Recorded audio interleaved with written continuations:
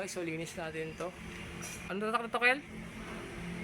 Samsung. So, floor mounted siya. Hindi mountain ha. Mounted.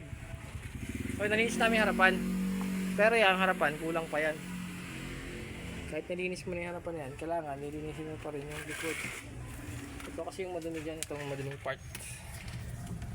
So, yan. Charan! Ayun o, hindi kasi naaabot yan. So yan, bubugahan pa natin. Subukan natin buguhan nang dinudukot lang.